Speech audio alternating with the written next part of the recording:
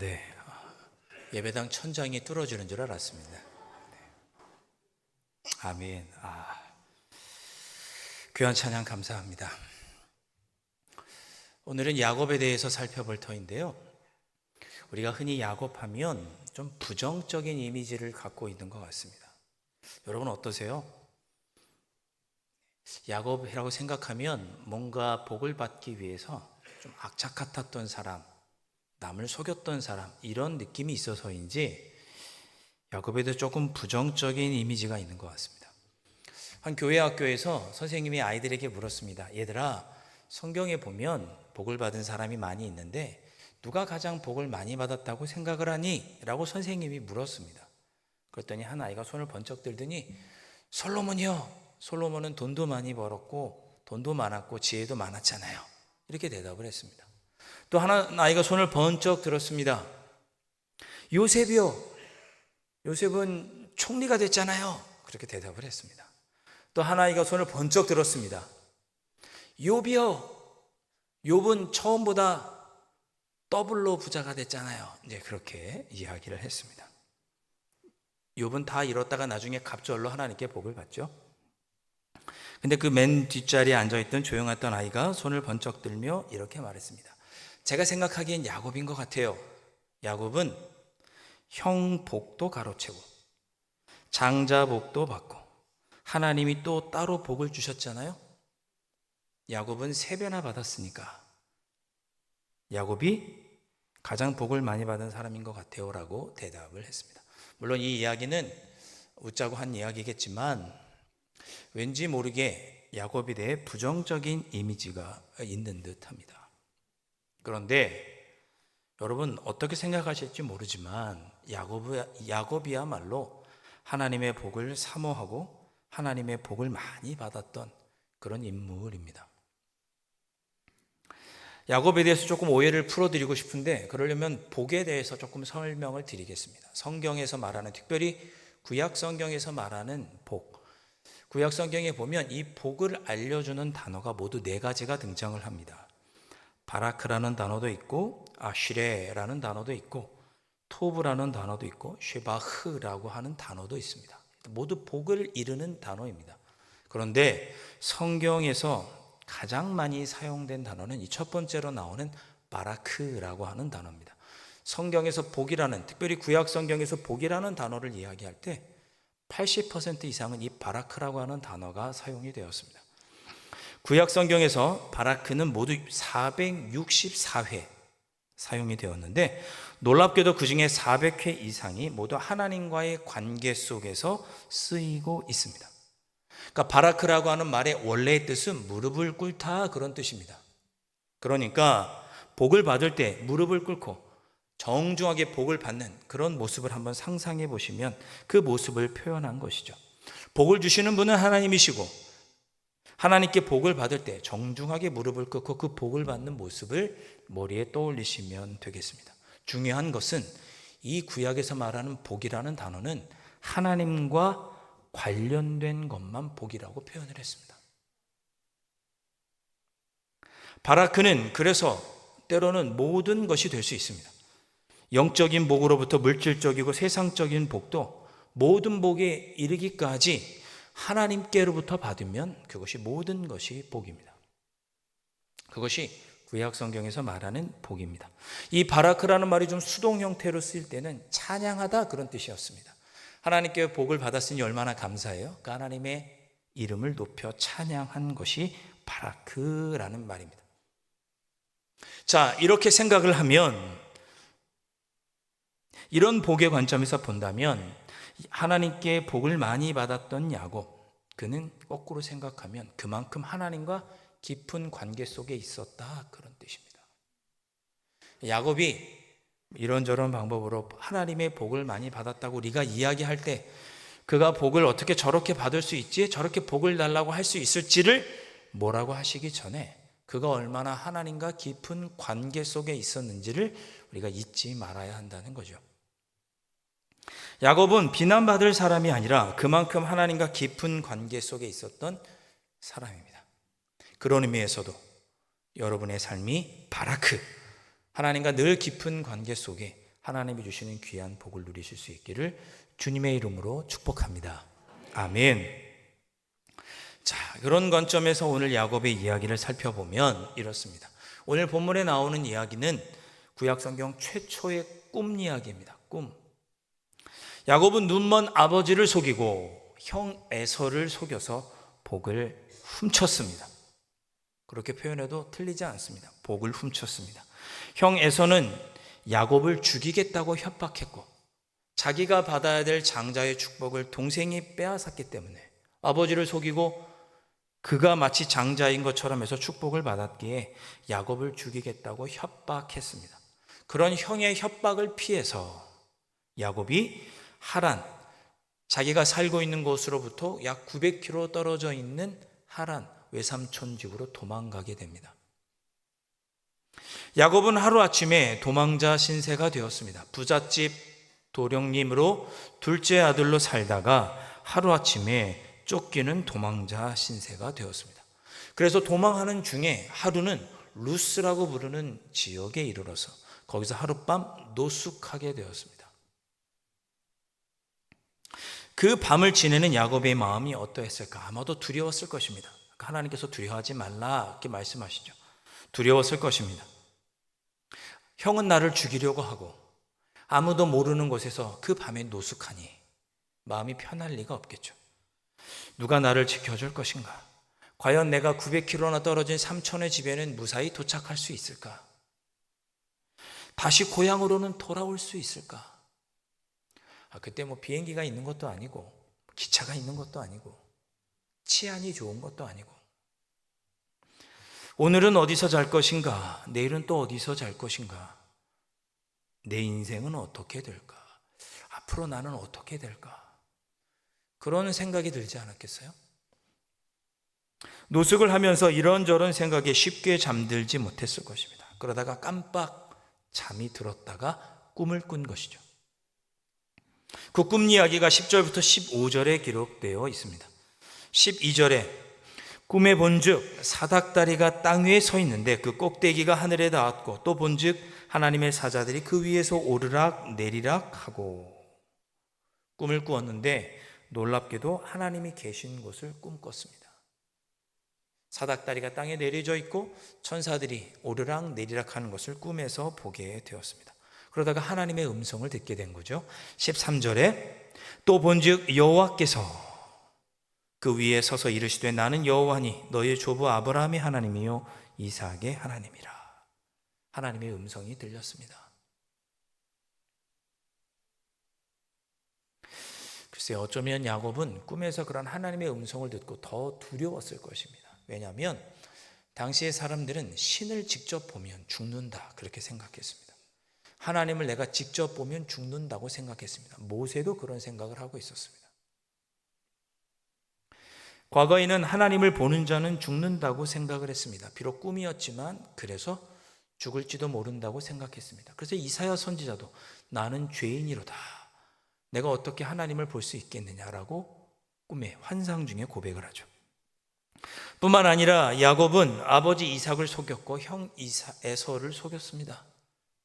자기 마음속에도 나는 죄인이라고 하는 죄책감과 자책하는 마음이 있었습니다. 그러니 죄인인 내가 하나님을 보았으니 죽지 않을까? 하나님이 나를 저주하지는 않으실까? 나 같은 자를 하나님께서 사랑해 주실까라고 하는 두려움이 있을 수밖에 없었습니다. 그런데 하나님은 놀랍게도 그 꿈에 야곱에게 잘못했다고 꾸짖으시거나 저주를 내리거나 하지 않으셨습니다. 오히려 아브라함에게 하셨던 축복을 야곱에게도 하시죠. 13절과 14절 말씀. 또 본즉 여호와께서 그 위에 서서 이르시되 나는 여호와니 너의 조부 아브라함이 하나님이요 이삭의 하나님이라. 내가 누워있는 땅을 내가 너와 네 자손에게 주리니 내 자손이 땅의 티끌같이 되어 내가 서쪽과 동쪽과 북쪽과 남쪽으로 퍼져나갈지며 땅의 모든 족속이 너와 네 자손으로 말미암아 복을 받으리라. 아멘.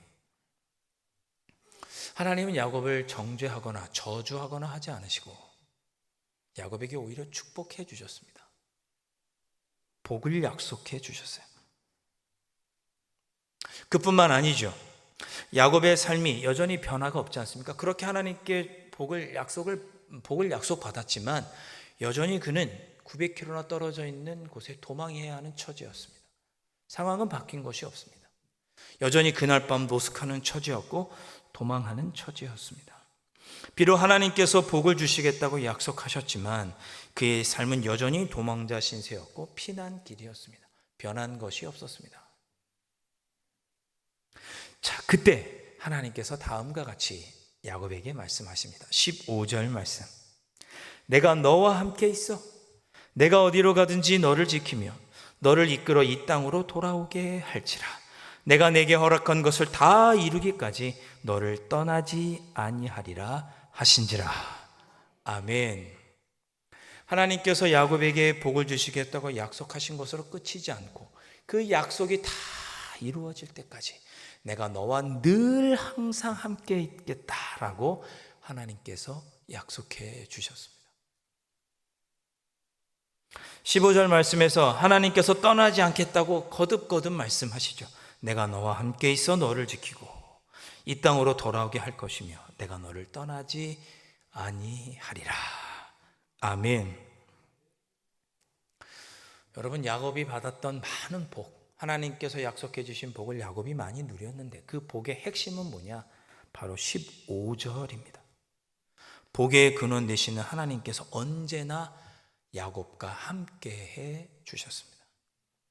이 복이 여러분들의 삶에 충만하시기를 다시 한번 주님의 이름으로 축복합니다.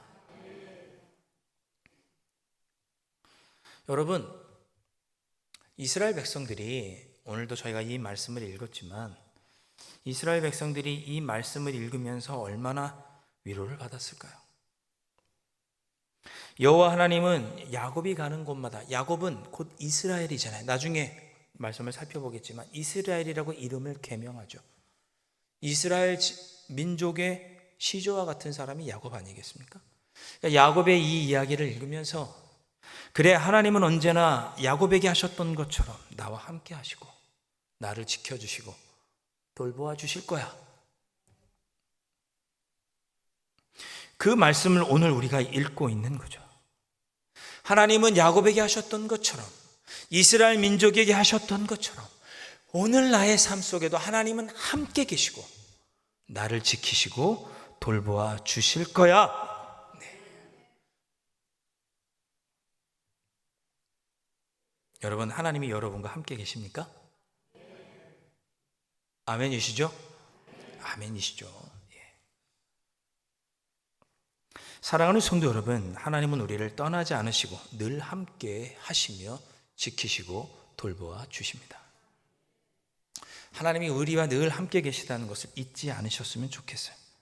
심지어 우리가 죄를 지어도, 그래서 하나님 아버지 앞에 죄송한 마음이 있어도, 비록 힘들고 어려운 일이 있어서 하나님 앞에 내가 자주 나가지 못해도 하나님은 그런 우리와 함께 하시며 복 주시기를 기뻐하시는 분이십니다. 이 약속이 두려움에 떨고 있던 야곱에게 얼마나 큰 위로가 되고 용기가 되었겠습니까? 글쎄요, 아마 야곱이 느꼈던 마음의 위로와 용기는 이런 것이었을 것입니다. 제가 셀 공과에도 적어드렸지만 기록을 찾아보니 인디언들 중에는 특별한 성인식을 하는 인디언들이 있다고 합니다. 그 인디언들은 평소에 어릴 때부터 자녀들에게 사냥을 가르친다고 합니다. 사냥하고 정찰하는 것을 어렸을 때부터 가르친대요. 그러다가 장성하면 부족의 전통에 따라 성인식을 그 아이들이 치르게 됩니다. 남자아이들이죠. 성인식 날이 되면 그 소년의 아버지는 그 어린 아이에게 눈에 안대를 씌워서, 앞이 보이지 않도록 눈에 안대를 씌워서 그 아이가 평소에 가보지 못했던 숲속으로 데리고 갑니다. 그리고 거기다 하룻밤을 지내게 하는 거죠. 지금까지 가족과 마을을 떠나본 적이 없었던 소녀는 그 낯선 숲속에서 아무 볼 수 없는, 것도 볼 수 없는 그곳에서 하룻밤을 꼴딱 지새워야 합니다. 그래야 한 사람의 성인으로, 부족의 일원으로 받아들여지게 됩니다. 소년의 마음이 어떻겠어요? 아무것도 보이지 않고 그 밤에 저기서 막 들짐승의 소리가 들리고 어우 들리지 않겠어요? 얼마나 두렵겠습니까? 귓가에 스치는 바람 소리도 무섭게만 느껴졌을 것입니다. 그 아이를 두고 떠나는 아버지의 마음은 또 어떻겠어요? 그 아버지의 마음이 하나님의 마음이 아닐까요? 잔뜩 겁에 질릴 수밖에 없었던 그 아이는 이를 악물고 그 공포를 견뎌내야만 합니다. 그래야 한 사람의 성인으로 부족의 한 일원으로 받아들여졌습니다. 어느덧 어둠이 걷히고 아침 햇살이 비칠 때쯤 되면 그 햇살을 피부로 느끼면 아이는 그제서야 안대를 벗고 눈 가리개를 벗고 주변을 살펴봅니다. 소녀는 그때 자기 주변에 있는 누군가를 발견하게 됩니다. 숲속 한 구석에서 누군가 밤새도록 자기를 쳐다보는 사람이 있다는 것을 알게 됩니다. 누굴까요? 아버지. 자기를 데리고 왔던 아버지. 혹여나 그 아들에게 들짐승이 해야 할까? 누군가 와서 그 아이를 해야 할까 싶어서 손에 활을 들고 창을 들고 밤새이 졸이는 마음으로 그 아이와 함께 그 곁에서 아이를 지켜보았습니다. 그렇게 이 아이는 성인식을 치르고 나면 그 부족의 사람을 나의 가족으로, 내가 지켜야 할 사람으로 책임과 의무를 그 성인식을 통해서 받아들이게 된다고 합니다. 하나님께서 우리와 늘 함께하여 주시고 지켜주셔야 한다는 것이 이런 느낌이 아닐까요?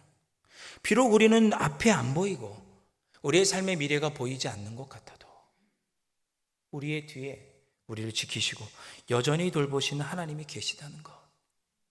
마치 우리가 어린 자녀들에게 자전거를 가르쳐 줄 때 그 아이의 뒤에서 자전거를 잡아주다가 아이가 자전거를 잘 타면 그때는 조마조마해도 손을 놓고 그 아이가 혹시나 넘어지지 않을까 뒤에서 지켜보는 그 마음, 그 마음으로 하나님께서 우리와 함께 지켜보고 계시는 것이죠. 하나님은 그렇게 우리와 언제나 함께 하십니다. 단지 우리가 깨닫지 못할 뿐인 거죠. 오늘 말씀은 과거 이스라엘 백성들이 바벨론의 포로로 끌려갔을 때 오늘 본문 말씀을 읽으면서 다시 한번 위로와 용기를 얻었던 말씀입니다. 지금 우리가 비록 바벨론의 포로로 끌려와 있지만 하나님은 이곳에서도 우리와 함께 계시고 언젠가 우리가 다시 돌아가 70년 뒤에는 고향 애굽으로 유대 땅으로 돌아가 거기서 다시 우리가 일어서게 하실 것이다. 하나님은 비록 우리가 이 바벨론의 포로로 끌려와 있지만 우리를 지키시고 돌보시며 함께 해주시는 분이시다. 유다 민족이 나라가 멸망할 위기에 처해 있을 때 하나님은 그들에게 표징을 주셨습니다. 이사야 7장 14절 말씀. 그러므로 주께서 친히 징조를 너에게 주실 것이라. 보라, 처녀가 잉태하여 아들을 낳을 것이요 그의 이름을 임마누엘이라 하리라. 아멘. 임마누엘이 무슨 뜻이죠? 하나님이 우리와 함께 계신다. 하나님의 나라가 멸망할 위험에 처해 있어도 하나님은 그 나라가 멸망할 위기에 처해 있다 할지라도 두려움에 떨고 있는 이스라엘 백성들에게 내가 여전히 너희들과 함께 있을 것이다 라고 약속해 주셨고 그 약속이 이루어질 것이라고 하는 표징이 바로 한 아이가 태어나는 일이었습니다. 마태복음에 보면 예수님의 탄생은 이 표징의 이루어짐이었습니다. 마태복음 1장 22절과 23절 말씀.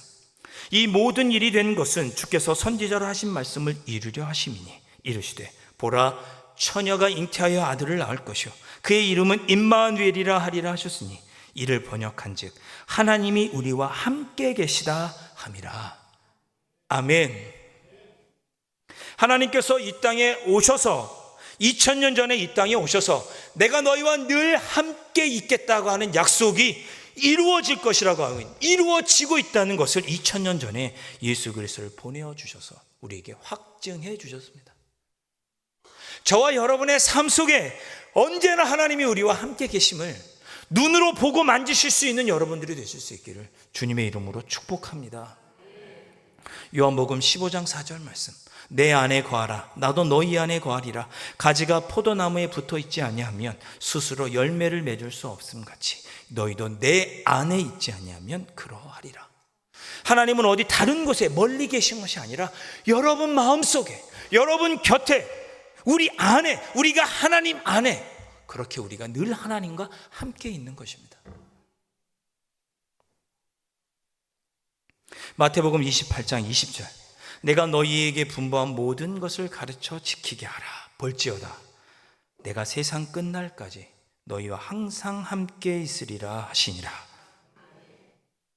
요한계시록 21장 3절 말씀, 내가 들으니 보좌에서 큰 음성이 나서 이르되 보라, 하나님의 장막이 사람들과 함께 있음에 하나님이 그들과 함께 계시리니 그들은 하나님의 백성이 되고 하나님은 친히 그들과 함께 계셔서. 아멘. 하나님이 우리와 함께 계실 때 그것이 하나님의 나라입니다. 하나님 여러분과 함께 계십니다. 지금 이 자리에도 함께 계시죠. 마태복음 18장 20절 말씀, 두세 사람이 내 이름으로 모인 곳에도 나도 그들 중에 있느니라. 여러분 지금 옆에 하나님 계시다고요. 핸드폰 보지 마시고 주무시지 마시고 하나님 지금 여기 계시다고. 계셔요. 여기. 이럴 때일수록 하나님 아버지 앞에 여러분이 깊게 하나님과 관계하면서 하나님께 마땅한 우리의 소원들을 아뢰고 야곱을 뭐라고 할 것이 아니라 하나님께 간구하고 하나님께서 주시는 복을 누리셔야죠. 하나님 여기 계시다고요. 두세 사람이 내 이름으로 모인 곳에는 나도 그들 중에 있느니라. 히브리서 13장 5절, 내가 결코 너희를 버리지 아니하고 너희를 떠나지 아니하리라 하셨느니라. 하나님은 결코 우리를 떠나지 않으십니다. 이 자리에 전능하신 하나님, 천지 만물을 창조하신 하나님, 우리를 사랑하시는 하나님이 우리와 함께 계십니다. 그 하나님이 우리와 함께 계심을 늘 마음에 품고 그 하나님과 동행하며 살아갈 때 하나님은 우리에게 야곱에게 약속하셨던 것과 같은 은혜와 복을 허락하시는 줄로 믿습니다. 예수님은 십자가에 달리시기 직전에 제자들에게 이렇게 말씀하셨습니다. 요한복음 16장 7절에 그러나 내가 너희에게 실상을 말하노니 내가 떠나가는 것이 너희에게 유익이라. 내가 떠나가지 아니하면 보혜사가 너희에게로 오시지 아니할 것이요 가면 내가 그를 너희에게로 보내리니. 아멘. 그러니까 예수님은 비록 이제 하늘로 승천하셨죠. 우리가 보는 대로, 성경에 보면 제자들이 보는 대로 산에서 올라가셨습니다. 승천하셨죠. 그런데 육신은 비록 우리 곁에 없지만 내가 너희들과 항상 함께하기 위하여 보혜사 성령을 보내주겠다고 약속하셨습니다. 그렇게 우리에게 오신 성령을 기념하는 절기가 성령 강림 주일입니다. 여러분 잊지 마십시오. 절대 잊지 마십시오. 성령께서 우리와 함께하고 계십니다. 여러분이 죄를 짓는 자리에도 함께 하셔서 비록 하나님께서 근심하시겠지만 근심하며 우리와 함께하고 계시고 그 어떤 것도 우리를 하나님의 사랑에서 끊을 수 없다는 것을 깨우쳐 주십니다. 로마서 8장 38절과 39절 말씀, 내가 확신하노니 사망이나 생명이나 천사들이나 권세자들이나 현재일이나 장래일이나 능력이나 높음이나 깊음이나 다른 어떤 피조물이라도 우리를 우리 주 그리스도 예수 안에 있는 하나님의 사랑에서 끊을 수 없으리라. 아멘. 그 끊을 수 없는 사랑으로 하나님은 우리와 함께하고 계십니다. 우리와 함께 하셔서 때로는 죄책감이 들게 하시고 그래서 회개하게 하시고 기도할 때는 하나님의 뜻도 알려주시고 그래서 하나님의 뜻을 알려주시고 하나님의 뜻대로 살아가도록 이끌어 주시는 분이 성령 하나님이십니다. 고린도전서 3장 16절, 너희는 너희가 하나님의 성전인 것과 하나님의 성령이 너희 안에 계시는 것을 알지 못하느냐. 우리 안에 늘 함께 거하시는 성령 하나님과 더불어 날마다 승리하는 여러분들의 삶이 되실 수 있기를 주님의 이름으로 축복합니다. 제 인생에 큰 영향을 주셨던 한 분 장로님이 계십니다. 10여 년 전에, 몇 년 전에 돌아가셨는데 이분은 예전에 우리나라의 큰 대기업 전자회사의 사장이셨습니다. 근데 이분이 사장이 되기 전에 저 아프리카 나이지리아의 지사장으로 근무하실 때였습니다. 아프리카 나이지리아에서 근무하고 있는데, 지사장으로 근무하고 있는데, 나이지리아에서 폭동이 일어난 거예요. 아프리카 거기서. 그래서 가족들은, 아내와 아들은, 어린 아들은 먼저 대사관으로 보내고, 급히 보내고, 혼자 이 사무실을 딱 지키고 계셨습니다. 얼마나 겁났겠어요. 밖에서 폭동이 일어나고 막 총 쏘고 막 이러는데. 그런데 그 사무실 의자에 앉아 있는데, 앉아서 하나님께 기도를 하는데, 등 뒤에서 성령 하나님께서 나를 꽉 붙잡고 있는 그런 느낌을 받으셨대요. 그 위기의 순간에 하나님께 기도하는데 성령께서 나를 어깨를 붙잡으시고 나를 품어주시고 붙잡고 계시는 것을 그분이 그때 느꼈대요. 그러면서 아무런 걱정이 없으시더라는 거예요. 걱정, 근심, 염려는 사라지고 두려움도 사라지고 담대한 마음이 들었고 무엇이든지 할 수 있을 것 같다고 하는 마음의 담대함이 생겼고 그날의 그 사건이 오늘의 나를 있게 했다라고 말씀하셨습니다. 그 이야기를 이제 그분이 교육부를 담당하시는 장로님이셨는데 저와 어떻게, 제가 교육 담당 목사이다 보니 저와 이런저런 이야기를 하시다가 그 이야기를 해 주셨습니다. 그때 그 장로님이 하셨던 그 이야기가 제 마음속에 남아있는 거예요. 제 마음속에 이렇게 아주 굳건하게 새겨져 있습니다. 저도 그래서 두려운 일이 생길 때마다 외치는 거죠. 성령 하나님이 나와 함께 하십니다. 성령 하나님이 나와 함께 하십니다. 성령 하나님이 나와 함께 하십니다. 이렇게 3번 외치고 나면 두려움도 없어지고 걱정, 근심, 염려도 없어집니다. 성령님이 나와 함께 하시니까, 하나님이 나와 함께 하시니까. 야곱이 누렸던 축복의 비결, 그가 늘 하나님이 함께 계시는 것을 깨닫고 하나님과 함께 있었기에 그가 그 많은 하나님의 은혜와 축복을 누릴 수 있었던 거죠. 그렇게 하나님이 나와 함께 계심을 깨닫고 하나님이 이 노숙하는 이곳에도 계시는구나 깨닫고 그곳의 이름을 하나님이 계시는 하나님의 집 베델이라고 이름을 지었던 것입니다. 사랑하는 성도 여러분, 하나님은 늘 여러분들과 함께 계시고 성령은 우리와 늘 함께 하심으로 우리가 하나님께서 우리와 함께 하심을 늘 깨우쳐 주십니다. 잊지 않으시는 여러분들 되실 수 있기를 주님의 이름으로 축복합니다. 이 이야기만 하고 말씀을 마치겠습니다. 어제 토요일에 교회 앞에를 이렇게 거닐고 있는데 우리 아동부 아이를 만났습니다. 요만한 우리 아동부 아이를 만났어요. 이렇게 은행에서 내려오더라고요. 여기 농협에서. 안녕 밝게 인사를 했습니다. 근데 그 아이가 이런저런 이야기 중에 저한테 그런 얘기를 하더라고요. 목사님, 저는 늘 1,000원씩 11조를 해요. 그러는 거예요. 그래? 그랬더니 많을 때는 12,000원까지 해봤어요. 그러던 거예요. 그래? 그러면 목사님이 앞으로 11조를 3만 원 할 수 있게 해주세요 라고 기도할게. 그렇게 이야기를 해줬습니다. 무슨 얘기인지 아시죠? 예. 여러분, 제가 여러분을 위해서 11조 많이 할 수 있도록 기도하는 게 좋은 건가요? 안 좋은 건가요? 11조 하십시오라고 말하는 게 좋은 거예요? 안 좋은 거예요? 네. 좋다고 생각하시는 분을 위해서는 기도하고 농담입니다. 네. 제가 11조 헌금 많이 하시라 이런 얘기를 하는 것이 아니고